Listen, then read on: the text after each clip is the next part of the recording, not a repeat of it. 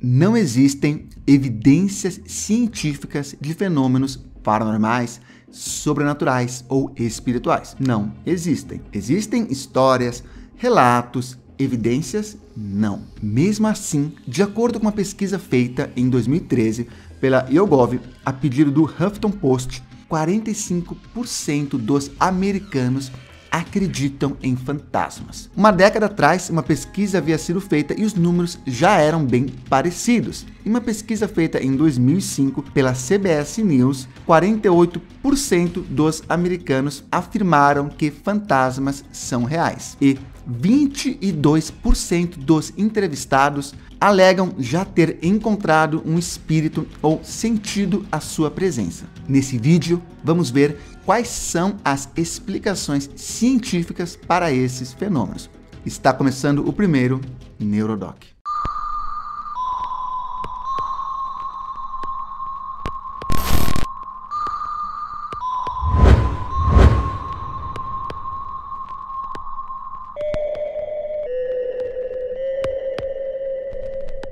Fala pessoal, meu nome é Nicolas, eu sou um neuromágico. Se é a sua primeira vez aqui no canal, seja muito bem-vindo. Aqui eu mostro como coisas que nós pensamos que são sobrenaturais podem ser um truque de mágica ou um número de hipnose.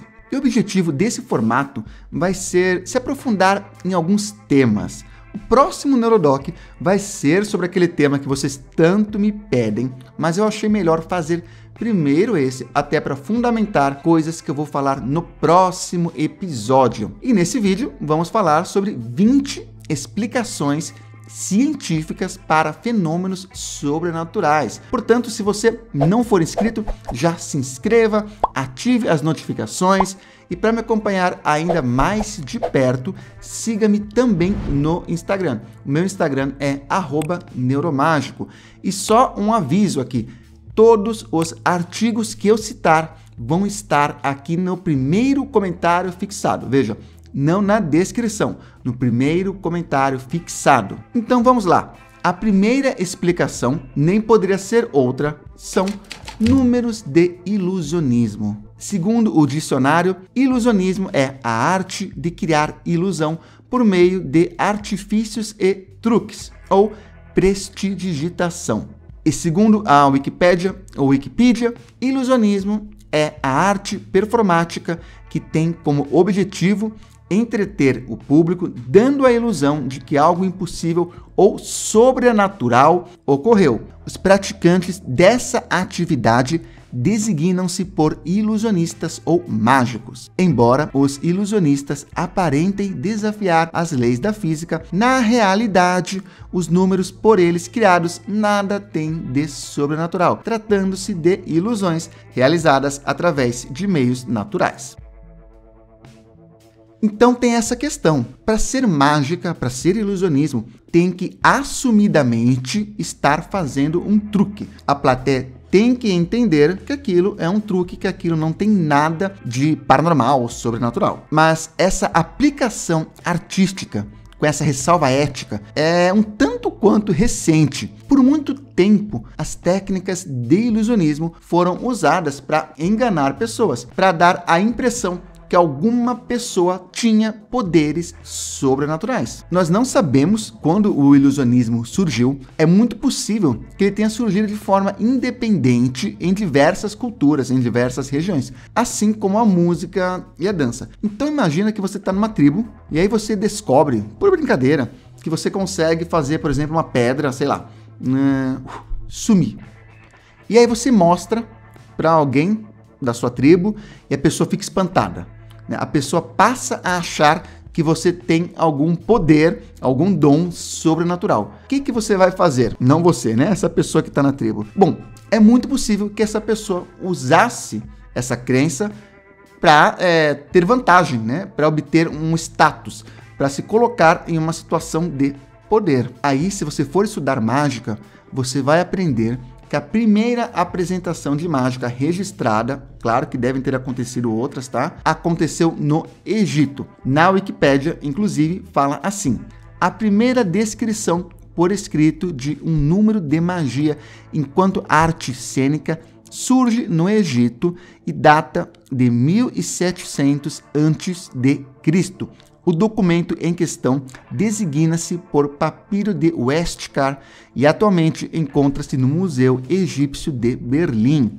E isso é meia verdade. É verdade que é o primeiro registro de uma apresentação de ilusionismo, mas é questionável se é enquanto arte cênica. Por que eu falo isso? Bom, como eu expliquei, essa apresentação está registrada em um papiro. Esse papiro chama-se Papiro Westcar e ele é um texto egípcio contendo 5 histórias sobre milagres realizados por sacerdotes e magos. Cada uma dessas histórias acontece na corte real do faraó Kelps. Prestaram atenção nisso? Sacerdotes e magos. O conto em questão, que é esse da apresentação do mágico, é a 4ª dessas 5 histórias. Todas as outras 4 histórias são de milagres, não são histórias de apresentações artísticas, tá? São histórias de acontecimentos sobrenaturais. Vocês já vão entender. A história, que seria a primeira apresentação de mágica, ocorre no reinado Kelps. Um cidadão chamado Didi aparentemente tem o poder de recolocar a cabeça cortada em um animal, domar leões selvagens e sabe um número de quartos secretos no santuário de Thoth. Bom, quanto a domar leões, nada tem a ver com ilusionismo, mas adivinhações e especificamente esse número de colocar de novo a cabeça em um animal decapitado é sim um número de mágica. Ele é apresentado até hoje. Inclusive, um dos ilusionistas famosos que apresentou esse número foi o David Blaine. E aí conta que o faraó Kelps manda seu filho para convidar esse homem sábio à corte. E ao chegar, ele ordena um ganso, uma ave aquática indefinida e um touro decapitado. Didi volta a ligar as cabeças. Então aqui nós temos ele se apresentando, fazendo esse número de recolocar a cabeça nos animais. O faraó então o questiona sobre o seu conhecimento sobre o santuário e o homem responde que ele não sabe o número dos quartos, mas sabe onde eles estão. E quando o faraó pergunta onde estão e como ele sabe, Didi responde que aquele que pode lhe dar acesso não é ele, mas o primeiro dos 3 futuros reis no ventre da sua esposa. E esse trecho é considerado uma profecia da 5ª dinastia. Vejam, um trecho do que esse mágico falou é interpretado como uma profecia. Aonde eu quero chegar? Nada dá a entender aqui que o faraó sabia que ele estava vendo um truque, simplesmente como uma arte performática, como um entretenimento. Ao que tudo indica, o faraó acreditava estar testemunhando um evento sobrenatural. Até porque os outros contos do papiro têm a ver com sobrenatural, com paranormalidade, entendeu? Não são apresentações artísticas. Então, quando a gente diz que essa é a primeira apresentação enquanto arte, eu acho que não. Será que essa seria a primeira apresentação de um charlatão na história? Independente disso, é um fato que charlatões do sobrenatural usam truques de mágica para simular coisas sobrenaturais. E isso, com certeza, alimenta a crença no sobrenatural. Assim como a crença no sobrenatural alimenta esses charlatões. Um exemplo disso é o Uri Geller. Uri Geller foi um pseudo paranormal muito famoso nos anos 80 e 90. E basicamente o que o Uri Geller fazia eram truques de mágica. E é claro que por causa dele, muitas pessoas passaram a acreditar em fenômenos paranormais ou reforçaram uma crença já existente. Os truques do Uri Geller foram todos expostos no livro The Truth About Uri Geller, A Verdade sobre Uri Geller, de autoria do ilusionista James Randi. Eu mesmo tive uma experiência assim. Uma vez eu vi uma dupla de telepatas na rua. O que é? São 2 pessoas, claro, é uma dupla. Um fica vendado e o outro fica pegando objetos no meio da plateia e aquele que está vendado vai adivinhando quais são esses objetos. Na época, eu acreditei que aquilo era de fato telepatia. Ou seja, olha aí o ilusionismo criando a crença no sobrenatural. Claro, o ilusionismo mal usado, quando não é avisado que é um truque. E sim, essa técnica de telepatia é um truque de mágica, é bem descrito no livro que é um clássico do mentalismo, que é Os 13 Passos do Mentalismo. E no Brasil nós temos uma dupla de mágicos que são campeões latino-americanos de ilusionismo com essa técnica. E por essas e outras razões que a explicação número 1 para eventos sobrenaturais é ilusionismo. Número 2, estimulação elétrica do cérebro. Quem nunca ouviu a história de alguém que viu uma sombra parecida com uma pessoa, com o formato de uma pessoa que se movia e que na maioria dos casos, inclusive, imitava o movimento da pessoa que estava vendo a sombra, claro, e aí, quando esse ser é encarado de perto, ele desaparece. É claro que esse tipo de experiência é sempre associado com fantasmas, demônios, outras coisas do gênero, mas existem explicações científicas. Shahar Arzi, que é um professor no laboratório cognitivo de neurociência da Escola Politécnica de Lausanne, na Suíça, estimulou eletricamente o cérebro de uma paciente com epilepsia. E o que ela relatou foi uma sombra de uma pessoa sentada atrás dela, copiando cada movimento que ela fazia. Quando a paciente se levantou, a sombra fez o mesmo. Quando a paciente se inclinou e tocou os joelhos, a sombra fez a mesma coisa. Então os médicos pediram para ela ler um cartão e a sombra tentou tirar esse cartão da mão dela. Esse experimento foi publicado na Nature com o título de Induction of an Illusory Shadow Personum. Os autores são Shahar Arzi, Margita Seck, Stephanie Ortig, Lauretin Spinelli e Olaf Blank. A explicação para esse fenômeno é que os cientistas estimularam a junção tempoparental esquerda, que é a parte do cérebro que define a ideia do ser, ao interferir com a área que os ajuda a diferenciar entre nós mesmos e os outros. Os médicos bagunçaram a capacidade do cérebro de entender o seu próprio corpo, levando-o a criar uma cópia. Esse experimento foi repetido com pessoas em posições diferentes e eles sempre relataram que a sombra estava na mesma posição que eles, o que reforça a ideia que essa sombra é de fato uma projeção da própria pessoa. Bom, e essa hora vocês podem estar se perguntando, tá, mas ninguém estimulou o cérebro do meu tio Naldo e ele viu uma sombra de uma pessoa, tá? Como é que isso aconteceu? Bom, tem uma série de patologias nas quais essas mudanças cerebrais podem acontecer. Por outro lado, essa desincronização na integração sensorial também pode acontecer em circunstâncias não patológicas, tais quais excesso de estresse, privação de sono, privação sensorial. Não à toa, vários rituais envolvem privação de sono e privação sensorial. Reflitam sobre isso. Explicação número 3, automatismo.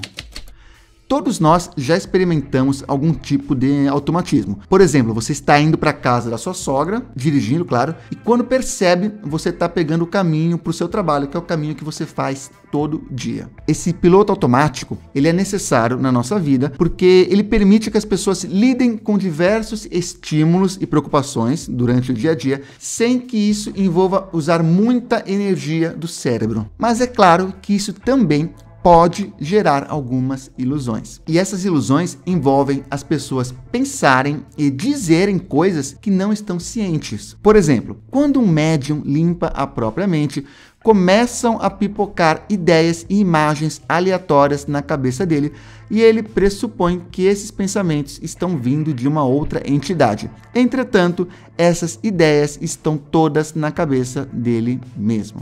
Número 4. Lesões cerebrais. Antônio Damasio e V.S. Ramachandran descrevem diversas condições clínicas envolvendo lesões cerebrais de consciência. Entre elas estão o mutismo acinético, que é quando o estado de vigília parece intacto, mas o corpo não se comunica com o ambiente externo. Tem também os automatismos epiléticos, episódios de ausência de consciência enquanto o indivíduo se mantém realizando tarefas de forma automática. Nos dois casos, o estado de vigília se mantém, mas a autoconsciência não. Tem também a anosognosia, que é o paciente com parte do corpo paralisado, porém não consegue reconhecer a própria paralisia. Tem a prosopagnosia, paciente que não reconhece rostos. E no caso, os problemas não são as vias que identificam as faces, e sim a conexão emocional com rostos conhecidos. E tem o inverso disso, que é a síndrome de Capgras, onde o paciente reconhece um familiar, mas acredita que esse foi substituído por um sósia. E tem a assomatognosia, que acontece quando o paciente tem episódios epiléticos onde deixam de sentir que tem um corpo, dando a nítida sensação, por exemplo, que você morreu, que você virou um espírito. Segundo Alexandre Moreira Almeida, coordenador de pesquisa em espiritualidade e saúde mental da ABP, Associação Brasileira de Psiquiatria, ouvir vozes também pode estar associado a alguma doença, como esquizofrenia ou uma depressão severa. Em alguns casos, essa voz pode ter algum elemento familiar, ou seja, ele pode ouvir a voz de algum parente, inclusive algum parente que já morreu. Não à toa, na antiguidade, a esquizofrenia não era tratada como uma doença mental, e sim como uma doença espiritual. E não tem como não associar esses exemplos com possessão demoníaca, que hoje já é tratada mais no âmbito da psiquiatria. Tem até um CID, né? CID-10, transtorno de transe e possessão. Mas é claro que exorcismos continuam acontecendo. Em 1991, a ABC exibiu um exorcismo ao vivo e com todo aquele sensacionalismo que é típico dos programas de televisão, os apresentadores tentavam convencer de que aquilo que nós estávamos vendo era um exorcismo, quando para o espectador mais cético era nítido que a moça que estava sendo exorcizada sofria de algum transtorno psiquiátrico. Depois de um tempo, ela cansou, ela parou de se debater e o exorcista alegou que tinha conseguido exorcizá-la. Dava a impressão que ela apenas estava mais cansada. E, infelizmente, todos os anos acontecem mortes por exorcismo. Vou deixar a pesquisa aqui na descrição. As vítimas são espancadas e sufocadas. E é claro que também existem as vítimas que sobrevivem, mas sofrem com severos danos psicológicos.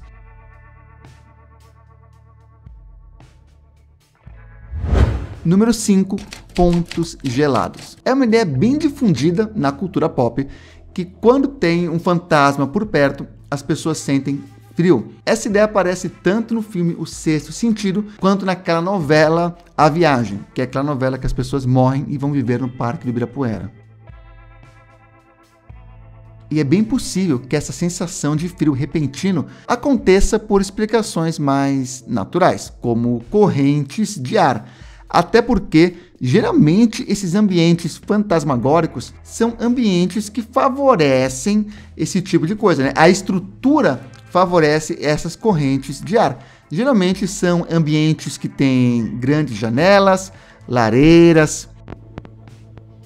E associado a isso, ainda vem a sensação de arrepio repentino, que é aquela coisa que o pessoal brinca, nossa, passou uma alma por aqui. Pois é, isso tem uma explicação científica. Acontece que quando ocorre uma alteração rápida de temperatura na pele, por qualquer motivo, isso faz com que o cérebro mande um sinal neurológico para os pelos e cabelos para se arrepiarem. Isso dá aquela sensação estranha. Explicação 6. Aura cerebral.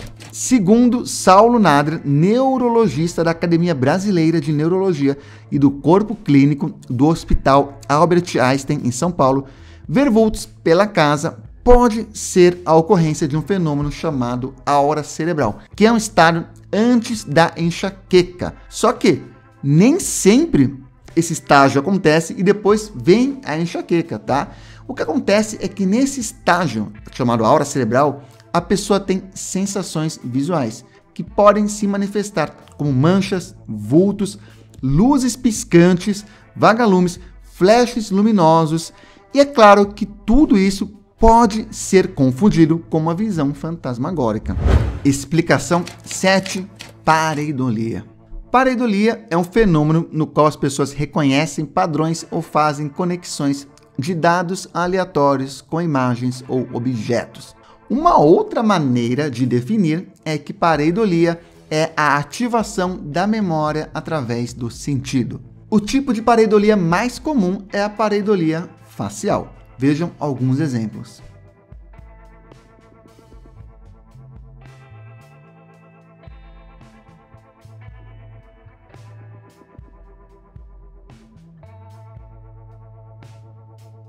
O que acontece é que o nosso cérebro evoluiu para identificar rostos. A consequência disso é que nós continuamos procurando esses padrões mesmo quando não olhamos para um rosto. Testes feitos mostram que recém-nascidos passam mais tempo olhando para padrões com pontos e traços que se aproximam à imagem de 2 olhos e uma boca do que padrões sem aparência de um rosto. E não é preciso muito estímulo visual para enxergarmos um rosto, tá? Um borrão onde deveria ser o olho e outro onde deveria ser a boca já é o suficiente para a gente ver um rosto onde não tem. Vejam mais alguns exemplos.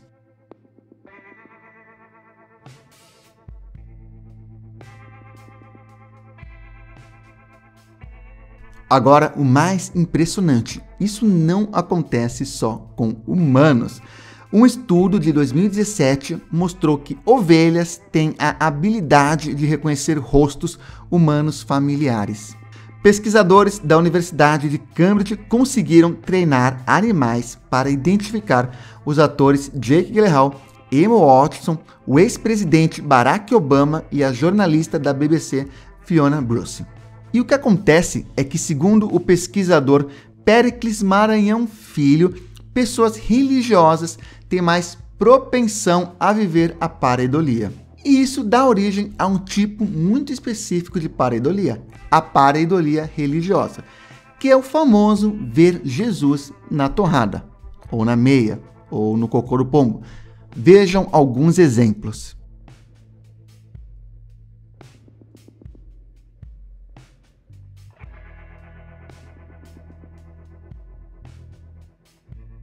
Embora o mais comum seja que a visão ative algo na memória que gere a pareidolia, ela também pode acontecer com outros sentidos. Tem um caso em que um perito particular, que é especialista em investigar casos conjugais, foi contratado por um homem que acreditava que a esposa o estava traindo. E por que ele achava isso?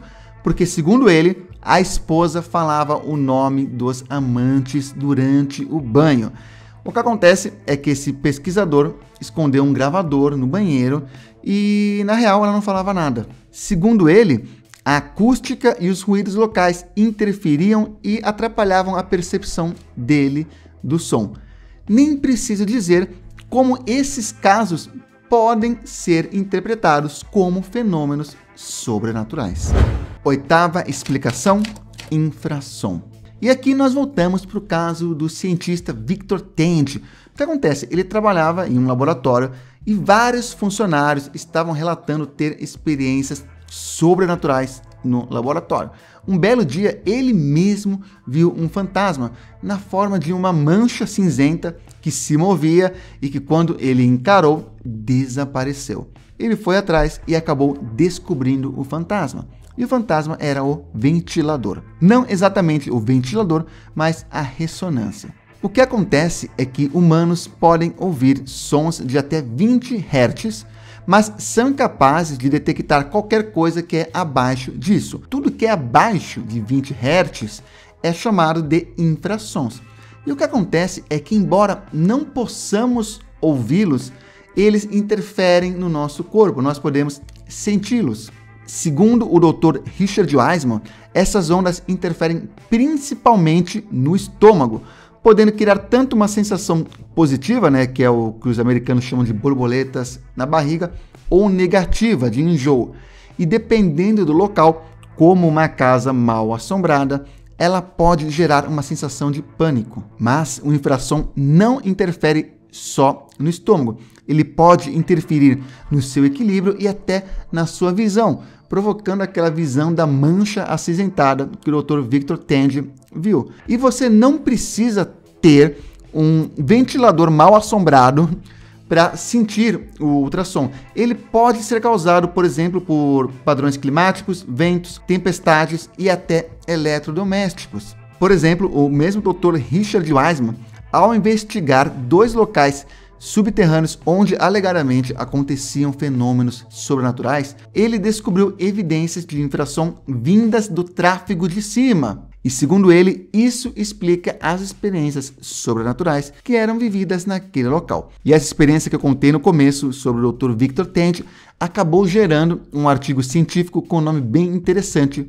Ghost in Machine, que está aqui no primeiro comentário fixado. Explicação 9. Envenenamento por monóxido de carbono. Em 1921, o oftalmologista William Wilmer publicou um estudo bizarro no American Journal of Ophthalmology. Effect of Carbon Monoxide upon the Eyes. Vou ler um trechinho do artigo para vocês, tá? Esse artigo oferece uma visão geral do assunto e inclui uma descrição gráfica dos efeitos nutricionais subjetivos e gerais do envenenamento por monóxido de carbono por uma das vítimas e, incidentalmente, lança luz sobre a origem de uma história de uma casa mal assombrada. Ele relata os sintomas oculares de tal envenenamento, revelando uma tendência distinta do veneno de causar neurite e especialmente de afetar o nervo óptico. Esse artigo foi feito analisando a história de uma família cujo nome não foi identificado,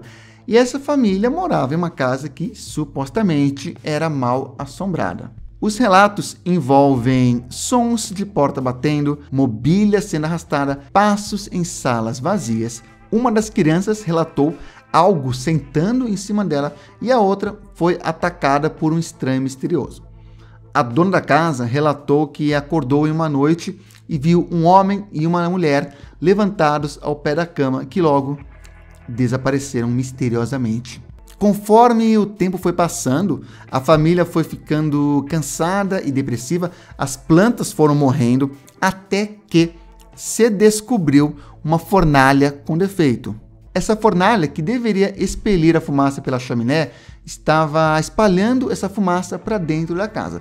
Ou seja, a família estava sendo envenenada por monóxido de carbono. Os efeitos do envenenamento de monóxido de carbono ocorrem pela falta de oxigênio no sangue. O termo técnico para isso é hipóxia cerebral. Vítimas de hipóxia cerebral frequentemente relatam sentir-se como uma pessoa diferente.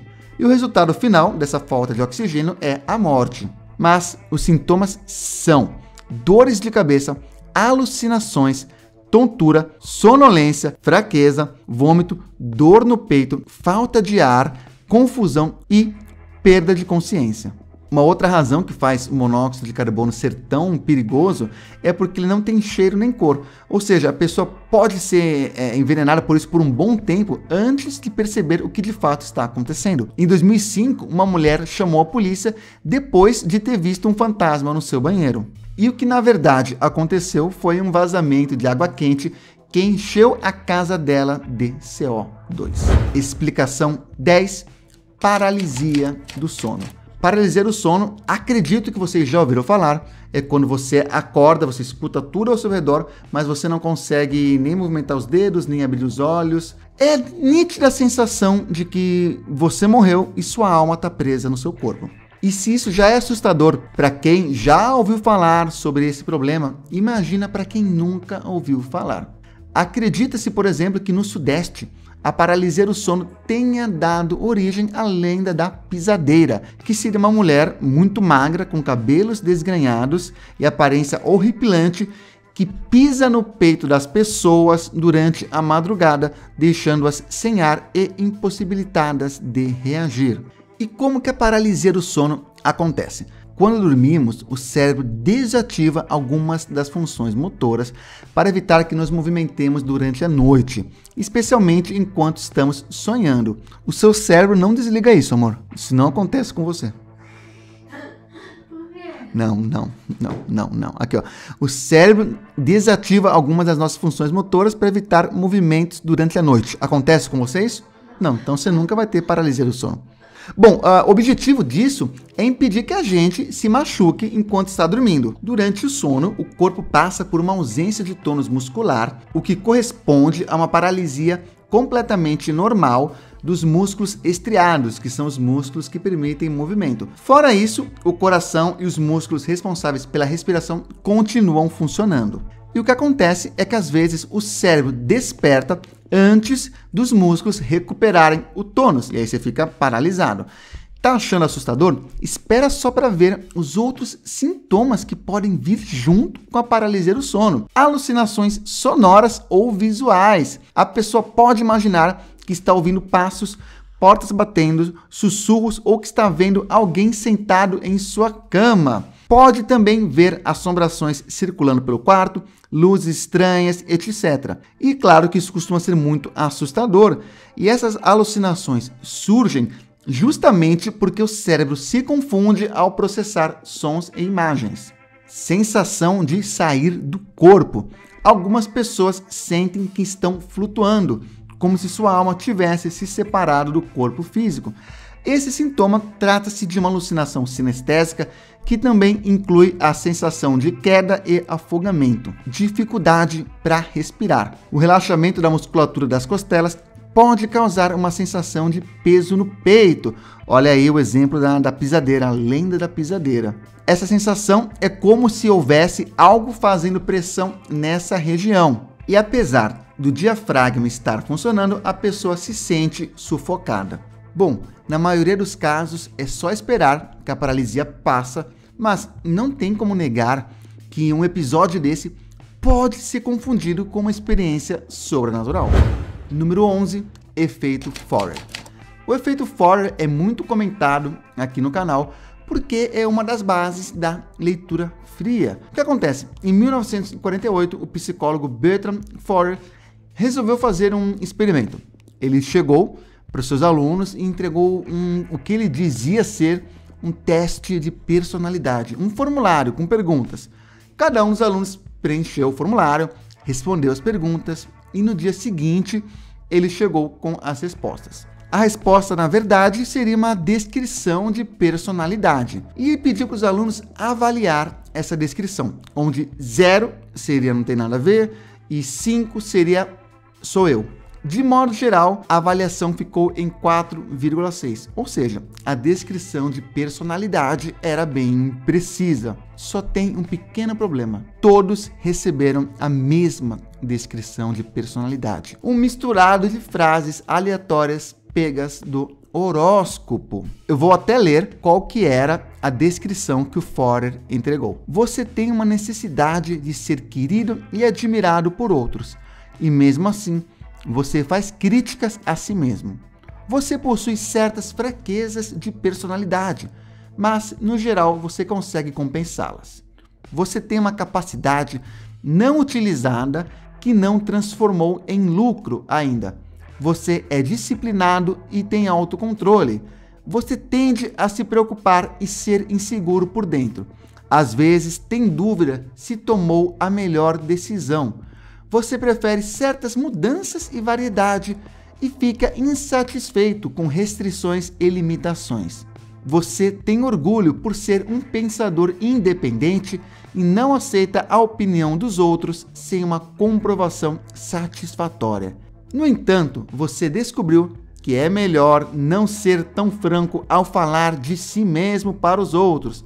Você é extrovertido e sociável, mas há momentos em que você é introvertido e reservado e, por fim, algumas das suas aspirações tendem a fugir da realidade. Pois é, o que essa experiência demonstra? Que as pessoas tendem a tomar como específica descrições que são genéricas. Ou seja, a descrição é genérica, ambígua, serve para qualquer um, mas a interpretação que a pessoa que está recebendo aquilo dá é muito específica e causa a sensação de, nossa, esse sou tão eu. Um estudo posterior, feito por Dixon e Kelly, mostrou que o efeito Forer pode ser potencializado se a pessoa acredita que a análise é individual e personalizada. A pessoa acredita na autoridade de quem está avaliando. O avaliador dá ênfase a traços positivos de personalidade. Por exemplo, se eu virar para você e falar, você é pontual e costuma cumprir seus compromissos, é bem provável que você aceite essa descrição como verdadeira. Pesquisas recentes também mostraram uma correlação entre uma crença prévia no paranormal. Por exemplo, indivíduos que acreditam na exatidão do horóscopo têm uma maior tendência a acreditar que essas descrições vagas são feitas especificamente para eles. Uma replicação feita em 2009 por Rogers e Soule também mostrou que pessoas que não acreditam em horóscopo são menos influenciadas pelo efeito Forer. Bem, e como que isso se encaixa na crença no paranormal ou no sobrenatural? Ora, muito simples. Alguém que alega ter algum poder ou uma habilidade sobrenatural ou paranormal pode, usando essa técnica, fingir que sabe tudo sobre você, reforçando assim então uma crença no sobrenatural. Número 12, atuação da mídia e das celebridades. Não é segredo para ninguém que programas de televisão e canais do YouTube buscam Ibope, visualizações, e o que dá mais Ibope? A explicação cética ou a explicação sobrenatural? A sobrenatural, com certeza. E até por isso, várias matérias são feitas para validar fenômenos sobrenaturais. Essas matérias não mentem, mas geralmente fazem um recorte que favorece o charlatão. Por exemplo, a Globo desmascarou o Thomas Green Morton, mas antes disso, ela fez várias matérias enaltecendo ele, mostrando o depoimento de várias celebridades que validavam ele. Você acha que a Globo já não podia, de cara, ter feito uma matéria desmascarando ele? Claro que podia. Era só ter chamado um mágico que instantaneamente ele teria exposto todos os truques dele. A mesma coisa vale para João de Deus. Quantas emissoras fizeram propaganda gratuita para o João de Deus? E as celebridades também, ó. Será que o João de Deus teria chegado a tantas pessoas se não fossem tantas celebridades atestando a veracidade das suas curas espirituais? Pois é.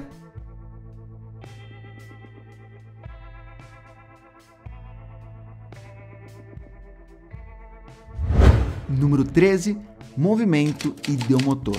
O movimento ideomotor é a influência da sugestão sobre movimentos corporais involuntários e inconscientes, o que significa na prática que só de pensar em um movimento eu faço esse movimento, mesmo que minimamente e mesmo que eu não perceba que eu estou fazendo. Em 1808, um químico chamado Gerboim de Estrasburgo escreveu um livro sobre a utilização de pêndulos para realizar análises químicas. O que ele fazia? Ele tinha uma tabela periódica, tá? E aí ele segurava um pêndulo, pensava em um dos elementos e o pêndulo começava a balançar na direção daquele elemento. Só que aí ele pediu para cobrir, a secretária dele cobriu os elementos, trocou a ordem e aí ele pensava em um elemento e não acontecia nada. A conclusão dele foi a seguinte, ó: enquanto eu acreditava que o movimento era possível, ele aconteceu.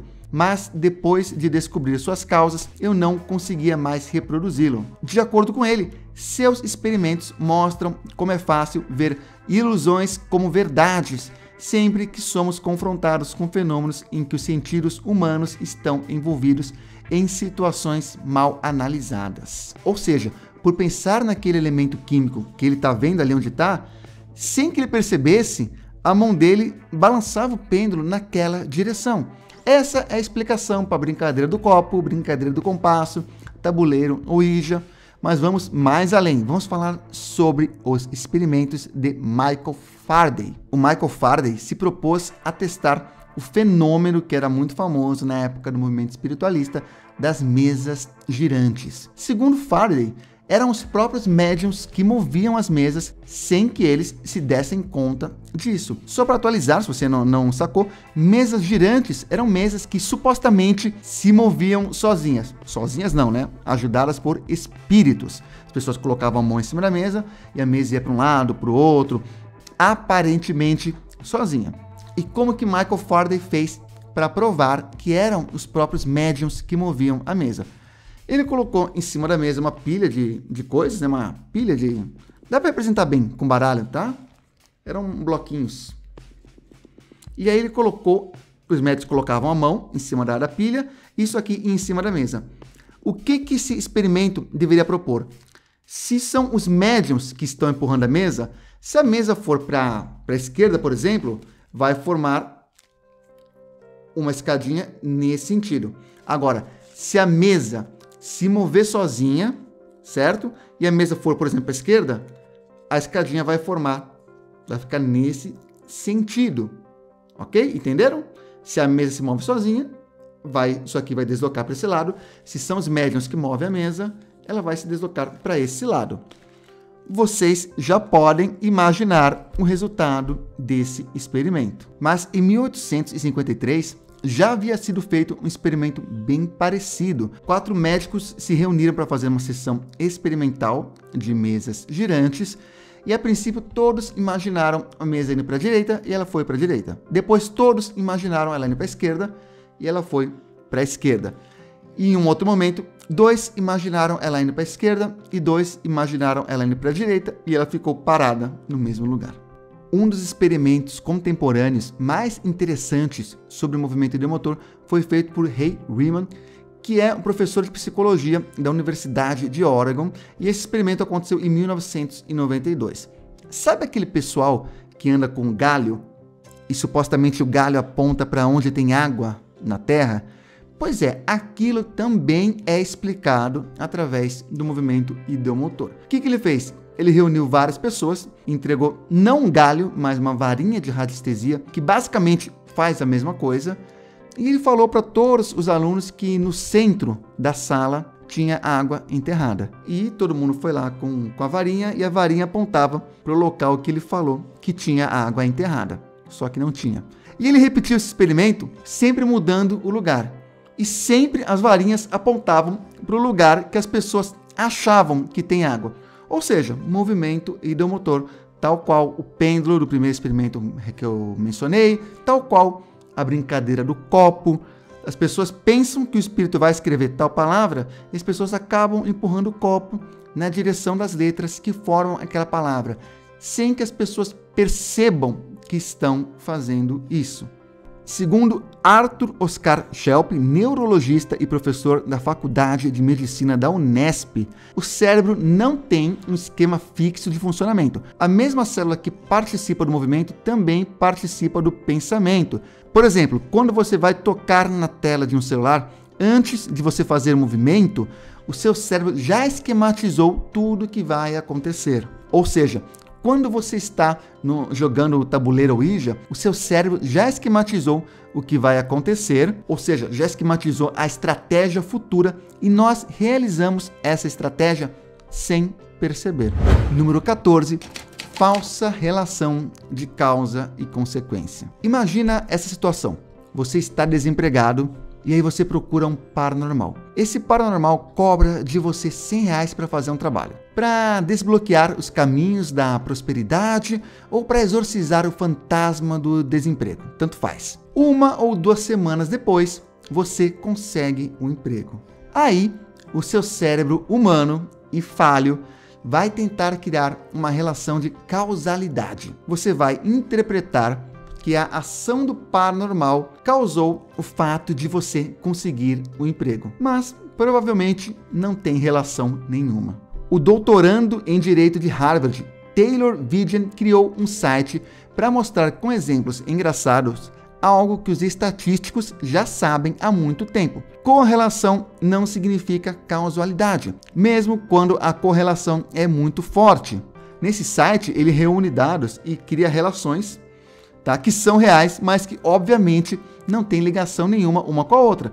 Por exemplo, quanto mais velha é a Miss América, mais gente é queimada nos Estados Unidos. Quanto menos filmes Nicolas Cage faz, mais pessoas morrem em acidentes de helicóptero. Gente, por favor, alguém contrate o Nicolas Cage, exceto para fazer aquele filme do Superman.